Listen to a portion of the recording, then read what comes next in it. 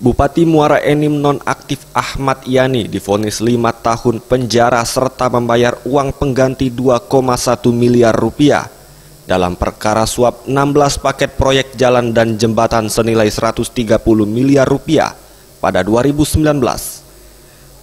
Dalam perkara vonis yang dibacakan Hakim Ketua Erma Suhartini dalam persidangan telekonferensi di Pengadilan Tipikor Palembang, Selasa 5 Mei 2020, mengadili dan memutuskan bahwa terdakwa Ahmad Yani terbukti secara sah dan meyakinkan melakukan tindak pidana korupsi bersama-sama dan berkelanjutan, menjatuhkan kepadanya pidana selama 5 tahun penjara serta denda 200 juta rupiah. Mengadili, 1. Menyatakan terdakwa Insinyur Ahmad Yani MM terbukti secara sah dan meyakinkan bersalah melakukan tindak pidana secara bersama-sama dan secara berlanjut melakukan korupsi.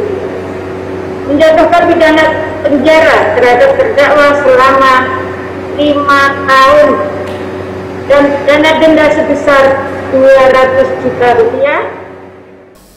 Vonis tersebut lebih rendah dari tuntutan JPU KPK yang meminta terdakwa divonis 7 tahun penjara dan denda 300 juta rupiah subsidiar 6 bulan, serta membayarkan uang pengganti senilai 3,1 miliar rupiah.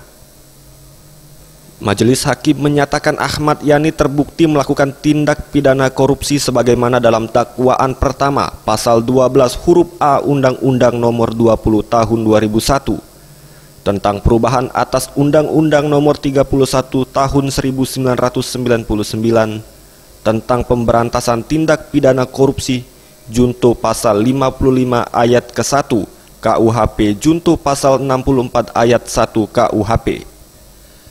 Ahmad Yani juga diminta membayarkan uang pengganti sebesar 2,1 miliar rupiah yang sudah digunakannya.